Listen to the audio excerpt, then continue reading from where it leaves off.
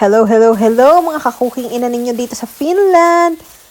Ito na naman po tayo, magluluto tayo ngayong araw ay kare-kare. So ayan nga, hinugasan ko lang yung nabili kong baka tsaka tuwalya. Nilagyan ko ng konting asin para may lasa.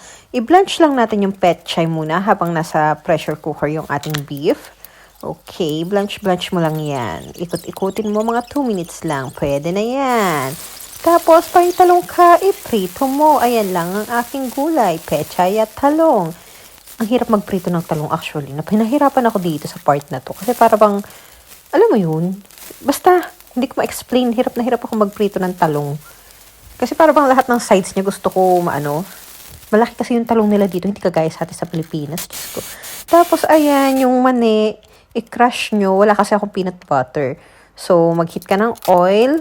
Tapos, make sure mo lang na mainit yung oil bago mo ilagay yung bawang. Hindi ko kagaya momo. Ayan, nag-antay pa akong uminit siya.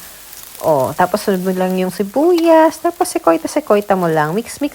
And then, lagay mo yung beef stock mo. Yung pinagpakuluan mo ng karne. O, kulo-kulo lang yan. Siyempre, nakita nyo naman, mamasita. Para sa mga tamad na kagaya ko at hindi marunong talaga magluto. Gagamit tayo ng mamasita. Okay, kumukulo na siya. Tapos dyan, ilalagay lang natin yung ating maning crinache. Actually, kung may peanut butter kayo, mas maganda yung peanut butter. Eh, since hindi ko naman alam na wala na pala akong peanut butter, so, mani na lang. Tapos, ayun, yung nakita nyo, dinagdag ko na puti, ano yun, slurry, parang cornstarch, ano ko lang yan. Ang tawag dito, tinunaw ko yung cornstarch sa malamig na tubig. Siyempre, sa malamig dapat, hindi sa mainit, kamomo. O, tapos, ayan, actually, dyan sa part na yan, natanong ako. Dapat ginisa ko muna pala nung bawang sibuyas, tas yung karne.